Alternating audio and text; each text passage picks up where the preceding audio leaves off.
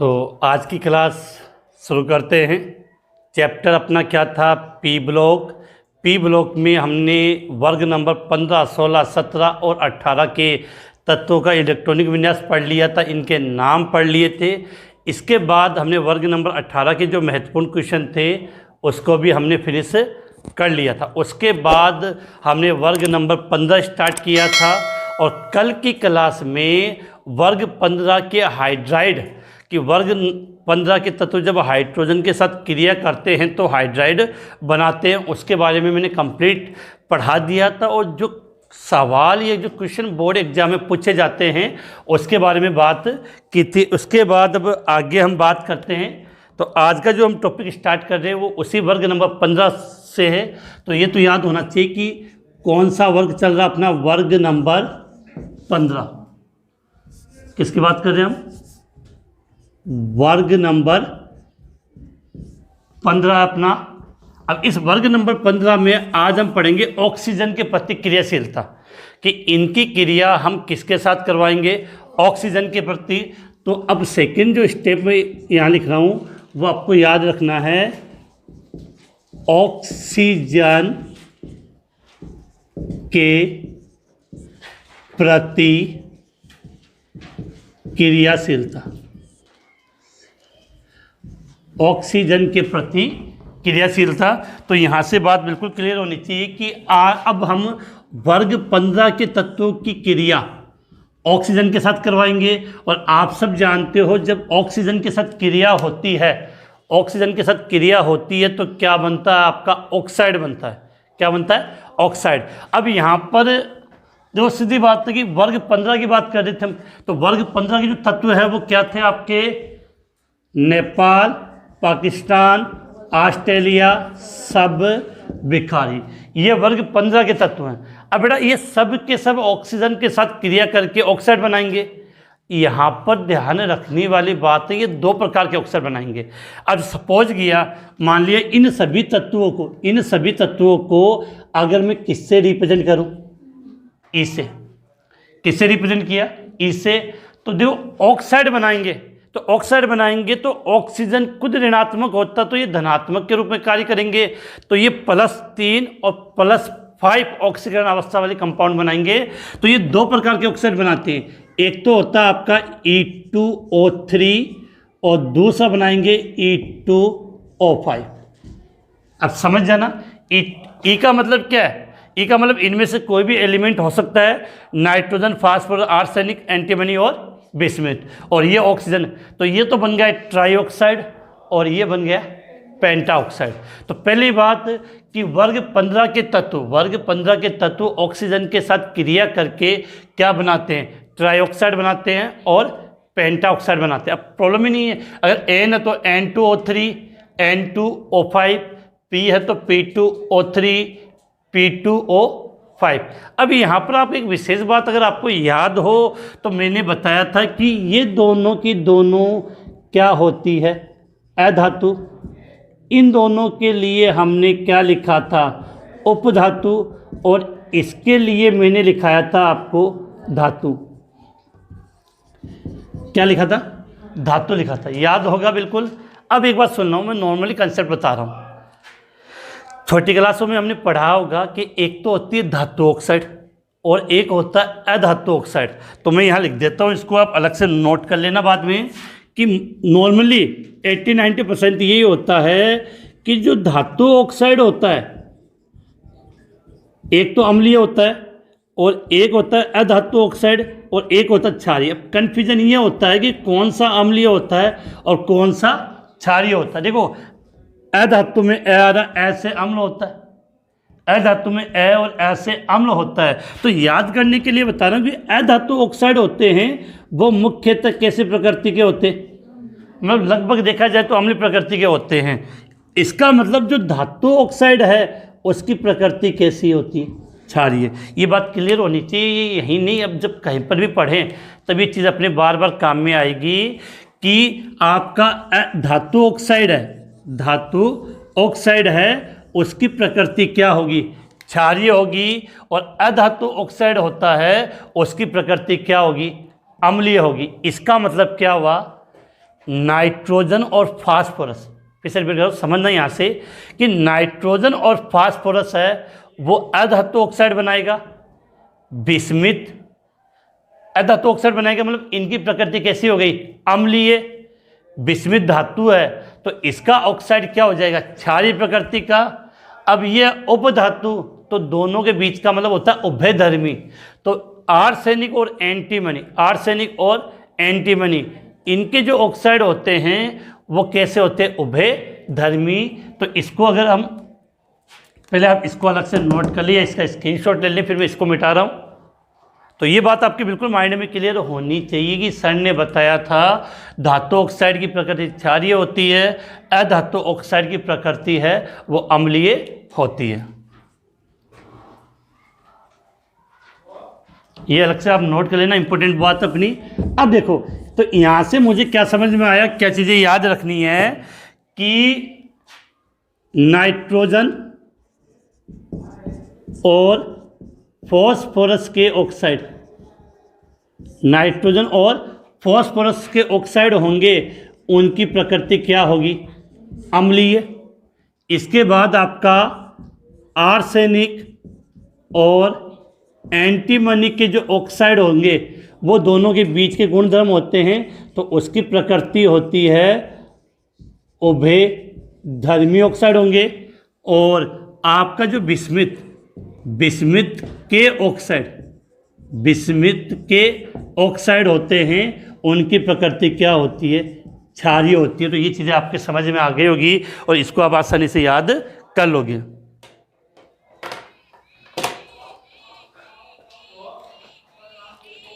Clear है। अब यहाँ से एक चीज़ और बात कर लेते हैं कि जैसे यहाँ पर ये E वाला है वो +3 ऑक्सीकरण अवस्था दर्शाएगा, यहाँ पर जो E5 है तो ये +5 ऑक्सीकरण अवस्था दर्शाएगा। हमने अपने D और F ब्लॉक की क्लास जब ऑनलाइन पढ़ी थी तब मैंने आपको एक चार्ट टाइप में लिखाया था कि निम्न ऑक्सीकरण अवस्था और उच्च ऑक्सीकरण अवस्था, और वहाँ लिखाया था कि जब निम्न ऑक्सीकरण अवस्था होती है और एक होती है उच्च ऑक्सीकरण अवस्था, तो उच्च ऑक्सीकरण अवस्था में क्षारीय गुण ज़्यादा होंगे, तो निम्न ऑक्सीकरण अवस्था उच्च ऑक्सीकरण अवस्था में कौन से गुण, अम्लीय गुण। उच्च ऑक्सीकरण अवस्था में अम्लीय गुण ज़्यादा होते हैं, तो निम्न ऑक्सीकरण अवस्था में अम्लीय गुण कम होते हैं। तो इसके लिए हम एक लाइन के द्वारा यहाँ एक चीज़ समझा सकते हैं कि अगर इसको लिखना चाहे तो इस लिख सकते हैं कि तत्व की उच्च ऑक्सीकरण, क्या लिखा है, तत्व की उच्च ऑक्सीकरण अवस्था का ऑक्साइड, तत्व की उच्च ऑक्सीकरण अवस्था का ऑक्साइड निम्न ऑक्सीकरण अवस्था के ऑक्साइड की तुलना में, ऑक्साइड की तुलना में अधिक अम्लीय होता है। अब एक बात और, ऊपर अधातु है, ऊपर अधातु है तो इनके ऑक्साइड अम्लीय, नीचे वाला धातु तो क्षारीय हो गया, अर्थात ऊपर अम्लीय और नीचे क्षारीय, तो ऊपर से नीचे आएंगे तो अम्लीय गुणों में क्या आएगी, कमी आएगी, क्योंकि नीचे क्षार आ गया। तो यहाँ से हम एक बात तो लिख सकते हैं कि वर्ग में ऊपर से नीचे जाने पर, वर्ग में ऊपर से नीचे जाने पर अम्लीय प्रवृत्ति घटती है, वर्ग में ऊपर से नीचे जाने पर अम्लीय प्रकृति घटती है। तो ये इतनी सी बातें अपने को ऑक्सीजन के प्रति क्रियाशीलता में इनको याद करनी है कि ये दो प्रकार के ऑक्साइड बनाते हैं, ट्राईऑक्साइड और पेंटाऑक्साइड, जिसमें नाइट्रोजन और फास्फोरस, क्या लिखा है, नाइट्रोजन और फास्फोरस के ऑक्साइड अम्लीय होंगे, आर्सेनिक और एंटीमनी के ऑक्साइड उभयधर्मी होते हैं, बिस्मिथ के ऑक्साइड क्षारीय होते हैं। दो ऑक्सीकरण अवस्था हो उच्च और निम्न वाली, एक ज़्यादा होगी और एक कम होगी, तो ज़्यादा वाला अधिक अम्लीय होगा, कम वाला कम अम्लीय होगा। और वर्ग में ऊपर से नीचे आने पर इन ऑक्साइड की अम्लीय प्रकृति क्या होती है, घटती है। बस इतने से पॉइंट अपने को ये याद रखने हैं। तो इसका आप स्क्रीनशॉट ले लें, उसके बाद हम इसके आगे बात करते हैं।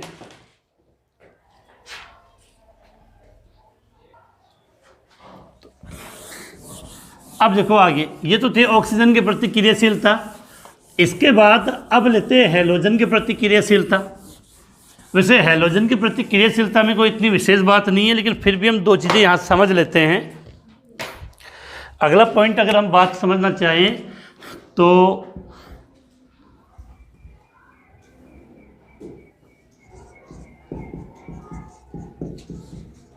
हैलोजन के प्रति क्रियाशीलता, तो बेटा सीधी बात है कि जब ये हैलोजन के साथ भी क्रिया करेंगे, हैलोजन के साथ जब ये क्रिया करते हैं तो दो प्रकार के हैलाइड बनाएंगे। एक तो EX3 ट्राई हैलाइड और एक EX5 पेंटा हैलाइड। सीधी सी बात है कि एक में 3 हैलोजन जुड़ जाएंगे और एक में 5 हैलोजन। तो 15वें वर्ग के जो तत्व होते हैं वो हैलोजन के साथ क्रिया करते हैं, तो एक तो बनाते ट्राई हैलाइड और एक बनाते पेंटा हैलाइड। अब यहाँ पर क्वेश्चन क्या बनता है वो सीधी सी मैं उसी की बात कर लेता हूँ, उसके आगे कोई क्वेश्चन ही नहीं है अपने यहाँ पे, कि आप सब ने PCl3 कंपाउंड देखा होगा जब आपने ऑर्गेनिक केमिस्ट्री पढ़ी होगी। PCl5 कंपाउंड देखा होगा, मतलब फास्फोरस ट्राइक्लोराइड, फास्फोरस पेंटाक्लोराइड। लेकिन जब हम नाइट्रोजन की बात करते हैं तो NCl3 तो बनता है, लेकिन NCl5 वाला कंपाउंड है वो नहीं बनाता। क्वेश्चन ये बनेगा, एक बनेगा। तो फिर से रिपीट करके मैं समझा दूं कि जिस प्रकार से फास्फोरस ट्राइक्लोराइड बनाता है, फास्फोरस पेंटाक्लोराइड बनाता है, लेकिन नाइट्रोजन होता है वो केवल ट्राइक्लोराइड ही बनाता है, पेंटा हैलाइड नहीं बनाता। अब Cl तो क्लोराइड और X लिया होता तो नाम हो जाता हैलाइड, इतना ही अंतर है। तो क्वेश्चन क्या आता, सवाल ये पूछा जाता है कि नाइट्रोजन पेंटा हैलाइड क्यों नहीं बनाता है।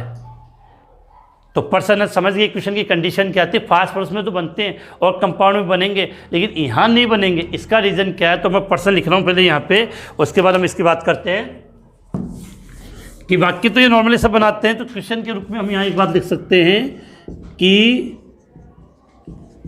नाइट्रोजन पेंटाहेलाइड, नाइट्रोजन पेंटाहेलाइड यौगिक नहीं बनाता है, क्यों। अब बड़े इस क्वेश्चन का आंसर अगर देना चाहें तो एक शब्द में हो जाएगा कि नाइट्रोजन पेंटाहेलाइड क्यों नहीं बनाता। लेकिन हमें समझा दूँ थोड़ी सी बातें कि आपको ये बात तो कंसेप्ट क्लियर होना चाहिए कि ऑक्सीकरण अवस्था और संयोजकता में अंतर होता है। ऑक्सीकरण अवस्था और संयोजकता में अंतर होता है।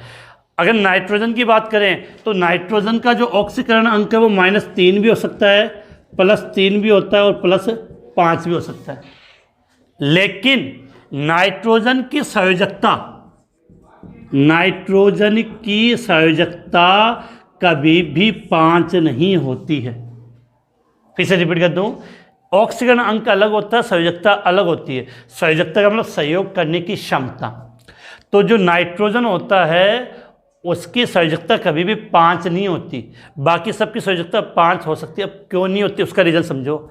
अगर आप यहाँ से नाइट्रोजन का इलेक्ट्रॉनिक विन्यास लिखोगे तो क्या लिखोगे, नाइट्रोजन से पहले अक्रिय गैस कौन सी आ गई, हीलियम 2s2 2p3। अब समझना, S का मतलब एक कक्षक और P का मतलब कितने कक्षक, 4, सॉरी 3। S का मतलब एक कक्षक और P का मतलब 3 कक्षक। कुल कक्षक कितने हो गए, 4। अब हमें पता है 2D नहीं होता, 3D होता है। और हमने कल की क्लास में भी बात की थी कि नाइट्रोजन के पास क्या नहीं होता है, द्विकक्षक नहीं होता। अब नाइट्रोजन के पास द्विकक्षक नहीं होता तो उसका इफेक्ट क्या है, नाइट्रोजन के पास डी कक्षक न होने का मतलब है कि एक S और 3 P, कुल कितने हुए 4, अर्थात नाइट्रोजन की मैक्सिमम संयोजकता, अधिकतम संयोजकता कितनी होती है? 4 होती है। अधिकतम संयोजकता 4 होती है, क्योंकि 1 2 3 4 हो सकती है, क्योंकि 5वां बनाने के लिए इसके पास कक्षक नहीं है, डी कक्षक नहीं है।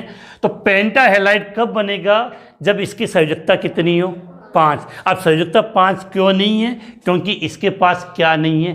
डी कक्षक। तो एक शॉर्ट में, एक शब्द में अगर इसका आंसर दें तो हम ये लिखेंगे कि नाइट्रोजन के पास डी कक्षक उपस्थित नहीं होता है, अतः इसकी अधिकतम संयोजकता 4 होती है, इस कारण से ये पेंटा हैलाइड नहीं बनाता। तो ये चीज़ें केवल समझाने के लिए थी, जिससे क्वेश्चन है वो आपके माइंड में बिल्कुल लॉक हो जाए कि कहीं बाहर ना निकले। तो यहाँ से इसका अगर जब हम आंसर लिखेंगे तो आंसर में हम क्या लिखेंगे कि नाइट्रोजन परमाणु के पास डी कक्षक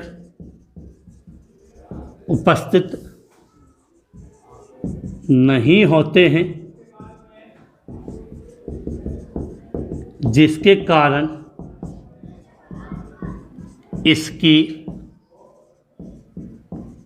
अधिकतम संयोजकता, जिसके कारण इसकी अधिकतम संयोजकता 4 होती, जिसके कारण इसकी अधिकतम संयोजकता 4 होती है। इसी कारण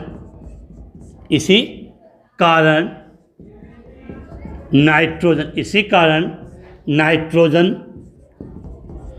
पेंटाहेलाइड यौगिक, इसी कारण नाइट्रोजन पेंटाहेलाइड यौगिक नहीं बनाता है। इसी कारण नाइट्रोजन पेंटाहेलाइड यौगिक नहीं बनाता है। आप इसका स्क्रीनशॉट ले लें, फिर हम अगले क्वेश्चन की तरफ बढ़ते हैं। तो क्वेश्चन का आंसर किस प्रकार से लिखना था वो आप समझ गए, रीज़न क्या था वो मैंने आपको अच्छी तरीके से यहाँ पर एक्सप्लेन इसको कर दिया है।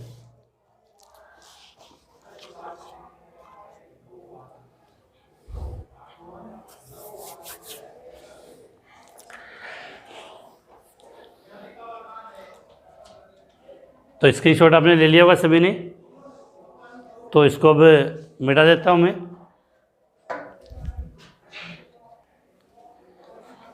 तो ये नाइट्रोजन के क्वेश्चन थे जो मैंने आपको लिखवा दिए, हो गए।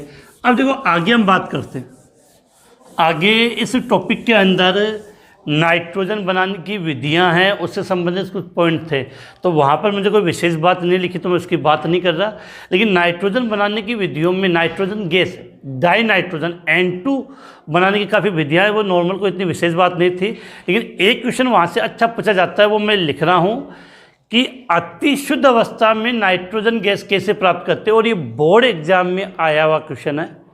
एक तो होता है सोडियम एजाइड और एक होता है बेरियम एजाइड। तो सोडियम एजाइड और बेरियम एजाइड के तापीय अपघटन से अति शुद्ध अवस्था में नाइट्रोजन गैस प्राप्त की जाती है। तो चाहे इसको आप किसी भी एंगल से आप ले सकते हो। प्रश्न इस प्रकार से पूछा गया था कि सोडियम एजाइड के तापीय अपघटन की रासायनिक समीकरण लिखिए। ये बोर्ड एग्जाम में क्वेश्चन पूछा गया था अपने 12th क्लास के लिए। तो इसके लिए अगर हम यहाँ से समझना चाहें तो इसको हम अपनी लैंग्वेज में इस प्रकार से लिख सकते हैं कि सोडियम एजाइड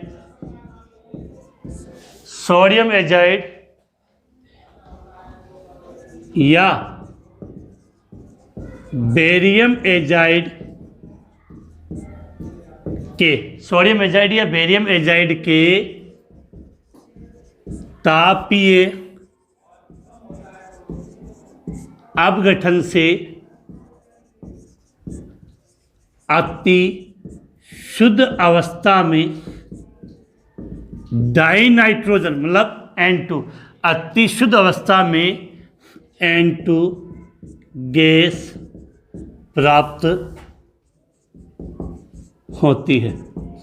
तो महत्व समझना चाहिए कि इस समीकरण की इम्पोर्टेंट इसलिए है कि इन दोनों से जो नाइट्रोजन गैस हमें प्राप्त हो रही है, इन दोनों से जो हमें नाइट्रोजन गैस प्राप्त हो रही है वो क्या है, अति शुद्ध अवस्था में है।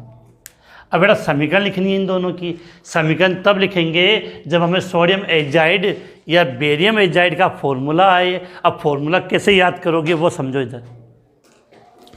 सबसे पहले तो आपको ये पता होना चाहिए कि एजाइड का मतलब क्या होता है। क्या लिखा है, एजाइड। तो याद कर लेना, नाइट्रोजन कितने 3 माइनस, N3 माइनस, 3 नाइट्रोजन पे 1 माइनस, N3 माइनस को हम क्या बोलते हैं, एजाइड बोलते हैं। अब मुझे कहा गया है कि सोडियम एजाइड का फॉर्मूला लिखो। देखो कैसे याद करते हैं। सोडियम का मतलब होता है Na प्लस और एजाइड का मतलब होता है N3 माइनस। तो एक प्लस का और एक माइनस का, बात बराबर हो गई। फॉर्मूला सोडियम एजाइड का फॉर्मूला क्या हो गया, NaN3। तो यहाँ से ये बात बिल्कुल क्लियर हो जानी चाहिए आपकी कि अगर सोडियम एजाइड के फॉर्मूले की हम बात करें तो इसको हम इस प्रकार से लिख लें NaN3। ये तो गया सोडियम एजाइड। अब बेटा किसका फॉर्मूला लिखे, बेरियम। बेरियम का फॉर्मूला होता है क्या, Ba2 प्लस, बेरियम का Ba2 प्लस, थोड़ा सा नीचे लिख लेते हैं, दोनों रिएक्शन में Ba2 प्लस, और एजाइड का मतलब वही N3 माइनस। अब देखो आप सबने पढ़ा है कि जब दो आयन होते हैं, एक धनायन और एक ऋणायन, जब हम उनका यौगिक बनाते हैं तो उनकी संयोजकता आपस में क्रॉस लिखी जाती है। तो ये दो कहाँ आ जाएगा, यहाँ पे इसके नीचे। तो फॉर्मूला क्या बन जाएगा, बेरियम एजाइड का BaN3 होल ट्वाइस। बस इतना सा है। इसके बाद इस समीकरण में कोई इतनी विशेष बात नहीं है कि इनका हमें क्या करना था, तापीय अपघटन। तापीय अपघटन का मतलब इसको क्या करना है, गर्म करना है। अब गर्म करना तो देखो सीधी बात है कि समीकरण संतुलित नहीं होगी, तो मैंने इसके कितने अणु ले लिए, 2। अब देखो सोडियम के कितने अणु लेके 2, तो यहाँ तो दिया 2Na, और देखो नाइट्रोजन के कितने हो गए, 6 का मतलब 3N2, क्योंकि बनानी तो N2 है। तो नाइट्रोजन कितने, 3 दूनी 6, इसका मतलब 3N2। अब देखो यहाँ पे इसको भी मैंने क्या किया, गर्म किया। तो यहाँ 3 दूनी 6, पहले से नाइट्रोजन 6 रूप में ही है, तो इसका फॉर्मूला क्या हो जाएगा, Ba+N2। नाम में साथ में लिख देता हूँ कहीं कन्फ्यूजन ना हो। इस कंपाउंड को हम बोलते हैं सोडियम एजाइड, और इसका नाम है आपका बेरियम एजाइड। ध्यान रखना बेटा, इस चैप्टर से आपके अथवा में क्वेश्चन जरूर पूछा जाता है। जब भी इसके चैप्टर के दो तो छोटे छोटे क्वेश्चन आएंगे और एक 2 नंबर का क्वेश्चन आएगा लेटेक्स पैटर्न के अनुसार। तो जब क्वेश्चन आएगा तो अथवा में आएगा, तो अथवा में आता है तो अपने पास अपॉर्चुनिटी रहती है कि दोनों में से एक ना एक क्वेश्चन हो जाए। अब सुन लेना, प्रश्न सीधा ये आएगा, सोडियम एजाइड का तापीय अपघटन की समीकरण लिखें या बेरियम एजाइड के तापीय अपघटन की समीकरण लिखें। तो ये समीकरण आपको उतार के आनी है, इससे ज़्यादा कोई क्वेश्चन बनता नहीं है। चलो क्वेश्चन भी मैं नीचे यहाँ पे नोट कर देता हूँ, वैसे ये ऊपर आ चुका है, फिर भी अगर हम लिखना चाहें तो इस प्रकार से क्वेश्चन को बना के लिख सकते हैं कि सोडियम एजाइड या दोनों में से एक पूछा जाता तो बेरियम, सोडियम एजाइड या बेरियम एजाइड के तापीय अपघटन की रासायनिक समीकरण लिखें। तो क्वेश्चन क्या है, क्वेश्चन का आंसर क्या है, वो सब आपकी स्क्रीन के सामने है। तो बहुत बार बच्चों के ये कन्फ्यूजन होता है कि सर ऑनलाइन क्लास में नोट्स बनाने में प्रॉब्लम होती है, लेकिन मुझे नहीं लगता कि मेरी ऑनलाइन क्लास जब आप अटेंड करते हो तो आपको नोट्स बनाने में किसी भी प्रकार की प्रॉब्लम होती है। एक एक चीज़ जैसे आपको क्लास में लिखाई जाती है वो मैं आपको यहाँ लिखवाता हूँ। तो जल्दी से इसका स्क्रीनशॉट लें, टॉपिक को हम आगे बढ़ाते हैं। ध्यान में बेटा क्वेश्चन वहीं बनता है, सवाल वहीं से पूछा जाता है जहाँ थोड़ा सा कुछ स्पेशल बात हो। नॉर्मल होगा तो कंसेप्टली क्वेश्चन नहीं है। यहाँ पर विशेष बात इसलिए थी कि यहाँ जो हम नाइट्रोजन गैस प्राप्त कर रहे हैं वो नाइट्रोजन गैस कैसी है, शुद्ध अवस्था में। तो इसका स्क्रीनशॉट ले लें जल्दी से, फिर आगे बात करें। तो ध्यान रखिए, आप जब भी इक्वेशन लिखते हैं तो आपकी समीकरणें बैलेंस होती है, इक्वल होनी चाहिए। तो जैसे ये मैंने ऐसे लिख दिया तो आपको समझ आ रहा हो कि यहाँ कितना आएगा, 3 आएगा। तो इन बातों का विशेष ध्यान रखें। इसके बाद चलो इसको मिटाते हैं। तो नाइट्रोजन बनाने की विधियों में जो भी क्वेश्चन था नाइट्रोजन से रिलेटेड, एक क्वेश्चन था। एक क्वेश्चन ये आ जाता है कि नाइट्रोजन गैस कमरे के ताप पर कम क्रियाशील होती है। रियलिटी ये दिखा जाए कि नाइट्रोजन है गैस है वो बहुत कम क्रियाशील होती है और वो बहुत कम कंपाउंड बनाती है। वायुमंडल में आपको पता है नाइट्रोजन है वो 78% होती है, फिर भी इसके कंपाउंड बहुत कम होते हैं। इसका रीजन क्या होता है?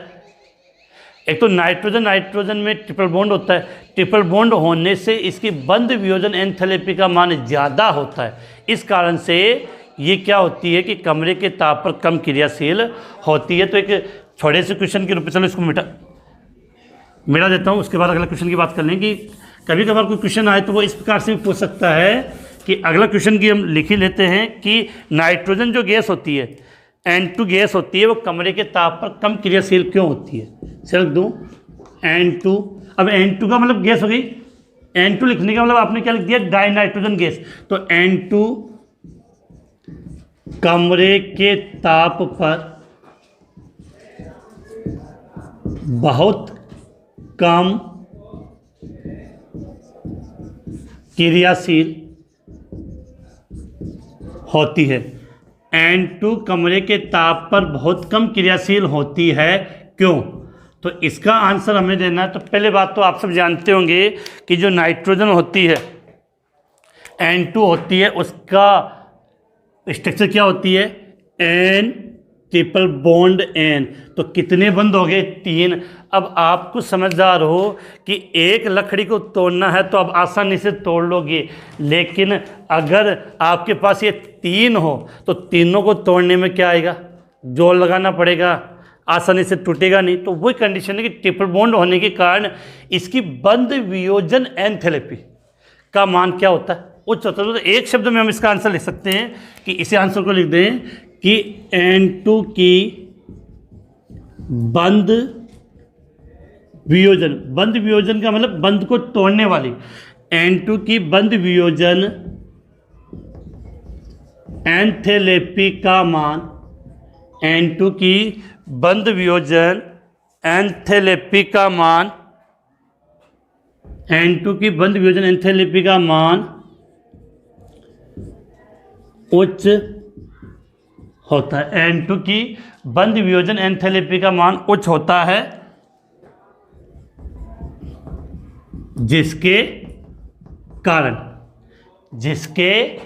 कारण अब आगे लिख दोगे, जिसके कारण N2 कमरे के ताप पर बहुत कम क्रियाशील होता है। तो जल्दी से इसको, जिसके कारण N2 कमरे के ताप पर बहुत कम क्रियाशील होता है। क्वेश्चन लिखा था उसका आंसर मैंने लिख दिया। तो ज़्यादातर ये कोशिश की है कि पी ब्लॉक और डी ब्लॉक में जो हम पढ़ते हैं टॉपिक उसको, उसमें छोटे छोटे क्वेश्चन पूछे जाते हैं तो क्वेश्चन के रूप में ही चैप्टर को हम फिनिश कर लें, जिससे प्रॉब्लम ना आए। तो N2 कमरे के ताप पर बहुत कम क्रियाशील होता है, तो N2 में बंध वियोजन एंथैल्पी होती है, उसका मान क्या होता है? बहुत ज़्यादा, बहुत उच्च होता है। इसके बाद हम आगे बात करें, स्क्रीनशॉट सबने ले लिया होगा। अब हम आगे बात करें कि इसके बाद अपना जो नेक्स्ट टॉपिक आता है इसमें अमोनिया आता है। नाइट्रोजन की कंपाउंड की बात करते हैं, एक तो N2 हो गया। N2 के बाद इसमें हम नेक्स्ट टॉपिक पढ़ते हैं अमोनिया। अमोनिया के लिए आप सब जानते हो, तो यहाँ एक क्वेश्चन आता है कि अमोनिया को कौन सी विधि के द्वारा मुख्यतः बनाया जाता है? अगर याद हो तो कमेंट्स में बता सकते हो। हमने पिछले वाली किसी न किसी ऑनलाइन क्लास में बात की थी, हैबर विधि। तो अमोनिया का निर्माण मुख्यतः हैबर विधि से किया जाता है। इसका एक पूरा प्रोसेस या पूरी एक ये क्या है? तकनीक है। तो यहाँ से हम हेडिंग के रूप में लिख देते हैं इसको कि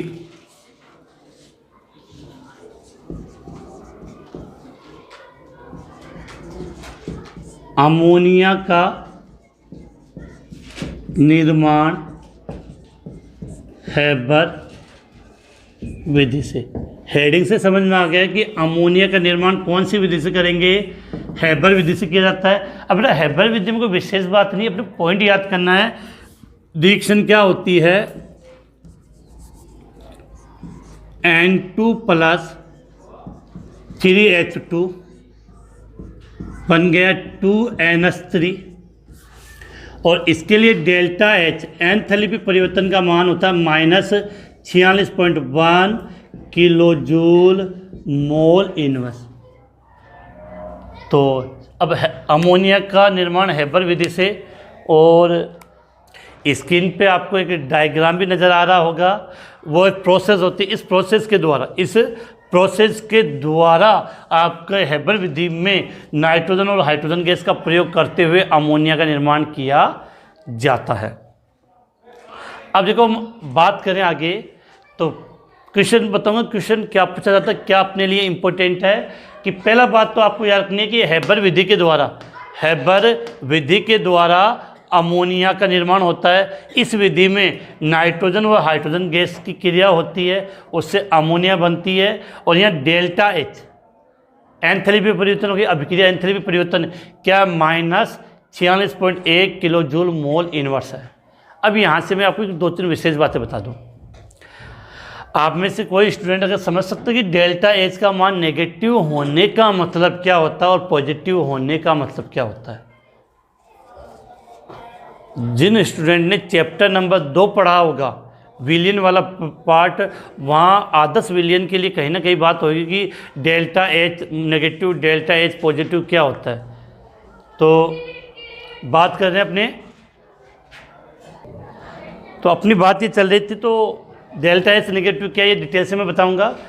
इस टॉपिक पर अमोनिया निर्माण की हेबर विधि की समीकरण पूछ रहे, समीकरण लिख के आ सकते हो। मुख्यतः क्वेश्चन जो पूछा जाता है वो आता है कि अमोनिया निर्माण की लब्धि बढ़ाने के लिए, कि इस अभिक्रिया में ये जो अमोनिया बन रहा है ये अधिक मात्रा में प्राप्त करने के लिए हमें कौन कौन सी परिस्थितियों की आवश्यकता होती है या कौन सी स्थितियों की आवश्यकता होती है, इससे रिलेटेड एक क्वेश्चन आता है। तो ये क्वेश्चन मैं आपको लिख देता हूँ, उसके बाद हम बात करते हैं इसके लिए। क्वेश्चन क्या है अपना कि अमोनिया की लब्धि बढ़ाने के लिए, अमोनिया की लब्धि बढ़ाने के लिए आवश्यक स्थितियों का या आवश्यक परिस्थितियों का वर्णन, आवश्यक परिस्थितियों का वर्णन कीजिए। तो यहाँ से आपको ये बात समझ में आएगी कि आप पहली भाषा में बोल रहा है, तो यह समझने की अमोनिया की मात्रा ज़्यादा किया बने वह अपन समझनी है। तो सीधी बात है कि अगर अमोनिया की मात्रा अपने को बढ़ानी है तो हमें कौन कौन सी परिस्थितियों की आवश्यकता होती है। अब बेटा सबसे पहले बात तो आपको पॉइंट ये समझना है डेल्टा एच नेगेटिव और पॉजिटिव का मतलब क्या होता है। मैंने पहले की भी क्लासों में मैंने बहुत बार रिपीट किया था कि यहाँ लिख देता हूँ, इतने में जगह आपका जाएगा कि अगर डेल्टा एच का मान नेगेटिव है तो वो अभिक्रिया ऊष्माक्षेपी होती है, अर्थात उस अभिक्रिया में ऊष्मा बाहर निकलती है। और यदि डेल्टा एच का मान पॉजिटिव है, पॉजिटिव है, तो वो अभिक्रिया ऊष्माशोषी होती है। अब इसका मतलब क्या हुआ, डेल्टा एच का मान नेगेटिव है तो अर्थात हेबर विधि द्वारा जो अमोनिया का हम निर्माण कर रहे हैं वो एक ऊष्माक्षेपी अभिक्रिया है। बड़ा ऊष्माक्षेपी का मतलब क्या होता है, उस अभिक्रिया में ऊष्मा बाहर निकलती है। ऊष्मा बाहर निकलने का मतलब उससे टेम्परेचर है वो बाहर निकला। अब बेटा सीधी सी बात है कि जिस अभिक्रिया में ऊष्मा बाहर निकल रही है उसको ताप की आवश्यकता नहीं होती है। लासातेलिय नियम के अनुसार अगर ऊष्माक्षेपी है तो ताप कम होगा, तब इसकी अमोनिया की लब्धि ज़्यादा बनेगी। तो पहला पॉइंट तो अपने माइंड में बिल्कुल क्लियर होना चाहिए, कम ताप। क्या लिखा, पहला पॉइंट क्या लिखा मैंने, कम ताप। तो याद होना चाहिए कि तो लिखो यह है, मतलब यह क्या मतलब कौन सी है हेबर विधि वाली समीकरण, यह है ऊष्माक्षेपी अभिक्रिया है, यह ऊष्माक्षेपी अभिक्रिया है, अर्थात लासातेलिय, नाम सुना होगा आपने बिल्कुल, लासातेलिय के अनुसार, लासातेलिय के अनुसार ताप कम करने पर, ताप कम करने पर, ताप कम करने पर NH3, ताप कम करने पर NH3 की मात्रा बढ़ती है या ज़्यादा बनेगी। क्योंकि बेटा यहाँ से आप खुद समझ लो जाओ कि जब उष्मा क्षेपीय अभिक्रिया उष्मा बाहर निकली तो उसको उष्मा की आवश्यकता ही नहीं है, और आप और उष्मा दोगे तो अभिक्रिया विपरीत दिशा में जाएगी। हाँ, अगर उष्मा शोषी होता तब ताप बढ़ाने की आवश्यकता होती है। दूसरा पॉइंट नंबर 2, उच्च दाब। बेटा एक एक पॉइंट आपको अगर क्लियर करूंगा। उच्च दाब, बेटा उच्च दाब का मतलब क्या हुआ? उच्च दाब के लिए हम बात करें, अगर आपको 11th क्लास का चैप्टर नंबर 7 याद हो, रासायनिक साम्य वाला टॉपिक या आयनिक साम्य वाला चैप्टर आपने पढ़ा हो, तो वहां ला सत्तेलिए ने कहा था, देखो इधर N2 का 1 मोल है, H2 के 3 मोल है, कुल मोल कितने हो गए? 4। इधर अमोनिया के कितने मोल है? 2। इधर 4 मोल है, इधर 2 मोल है। समझे? N2 का 1 मोल, 3H2 के 3 मोल, तो कुल अभिकारक के 4 मोल, उत्पाद के 2 मोल। ला सातेलिए ने कहा था कि दाब बढ़ाने पर अभिक्रिया उस ओर विस्थापित होती है, दाब बढ़ाने पर अभिक्रिया उस ओर विस्थापित होती है जिधर मोलों की संख्या कम होती है। अब देखो, अगर इस अभिक्रिया में दाब बढ़ाऊंगा तो तो अभिक्रिया किधर जाएगी? जिधर मोल कम हो। मोल इधर कम है तो अभिक्रिया इधर जाएगी तो NH3 क्या होगा? ज़्यादा बनेगा। तो दूसरा पॉइंट हम लिख सकते हैं कि उच्च दाब, तो लिख सकते हो ला सातेलिए के अनुसार, ये लिख सकते हो कि ला सातेलिए के अनुसार दाब बढ़ाने पर NH3 की मात्रा अधिक बनती है। इस कारण से ये अभिक्रिया लगभग कितने एटीएम पर? 200 वायुमंडलीय दाब पर करवाई जाती है। इस कारण से ये अभिक्रिया कितने टेम्परेचर पे? 200 वायुमंडलीय दाब पर करवाई जाती है। तो कितना टेम्परेचर याद कर लेना? 200 एटीएम दाब पर NH3 अधिक बनता है। और तीसरा पॉइंट तो आप जानते ही हो कि मैंने क्या ले लिया बेटा? उत्प्रेरक ले लेंगे। तो उत्प्रेरक लेते तो उत्प्रेरक क्या करता है? अभिक्रिया के वेग को बढ़ा देता है। तो उत्प्रेरक के रूप में क्या लेते हैं इस अभिक्रिया के लिए? या तो आयरन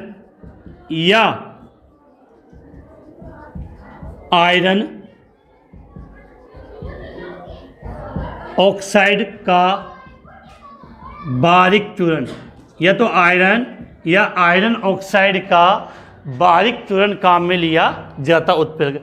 और एक विशेष बात है, हेबर विधि में इसकी बढ़ाने के लिए एक शब्द और काम में आता है, आपका वर्धक। वर्धक क्या है? ऐसे चैप्टर नंबर 5 पढ़ा हो पृष्ठीय रसायन तो बिल्कुल याद आया होगा वर्धक क्या है। ऐसे पदार्थ जो उत्प्रेरक की ही क्रियाशीलता को बढ़ा दें, ऐसे पदार्थ जो उत्प्रेरक की ही क्रियाशीलता को बढ़ा देते हैं, उन्हें हम क्या बोलते हैं? वर्धक कहते हैं। तो वर्धक के रूप में इस अभिक्रियाओं में पोटेशियम ऑक्साइड, एल्यूमिनियम ऑक्साइड या मोलिब्डेनम काम में लेते हैं। तो याद करना है कि वर्धक के रूप में K2O potassium oxide, Al2O3 aluminium oxide या MO का नाम तो जानते होंगे, चैप्टर पढ़ाता अभी डी और मोलिब्डेनम तो लेते हैं वर्धक में। तो ये चारों कंडीशन जो मैंने बताई है उसके द्वारा अमोनिया की लब्धि हम ज़्यादा प्राप्त कर सकते हैं। तो फिर से एक बार बोर्ड पे ध्यान देना, पहले आप इसका एक बार स्क्रीनशॉट ले लें, उसके बाद मैं आगे बात करूं। बेटा बहुत अच्छा क्वेश्चन ये पूछा जाता है और बहुत बार आया हुआ भी है। पहला पॉइंट आपको क्या याद करना है कि अमोनिया का निर्माण हेबर विधि से किया जाता है। समीकरण हो गई, डेल्टा एच नेगेटिव होगा, डेल्टा एच नेगेटिव होने का मतलब अभिक्रिया ऊष्मा क्षैप्य हो गई। फिर अमोनिया की लब्धि बढ़ाने के लिए 4 परिस्थितियाँ कौन कौन सी है? पहली बात सीधा से याद करना है, ताप क्या होना चाहिए? कम। दाब क्या होना चाहिए? उच्च। उत्प्रेरक के रूप में आयरन का आप में लेते हैं, और उत्प्रेरक की भी क्रियाशीलता को बढ़ाने के लिए उत्प्रेरक वर्धक का प्रयोग करते हैं। उत्प्रेरक वर्धक के रूप में K2O या Al2O3 या MO काम में लेते हैं। तो इसका आप स्क्रीनशॉट ले लें जल्दी से। उसके बाद हम चलो आज की क्लास हम यहीं समाप्त करते हैं। कल इस टॉपिक को, अमोनिया वाले टॉपिक को हम कल वापस से आगे बढ़ाएंगे और नाइट्रोजन के और ऑक्साइड के बारे में हम बात करेंगे। तो आज की क्लास आपकी यहीं समाप्त होती है।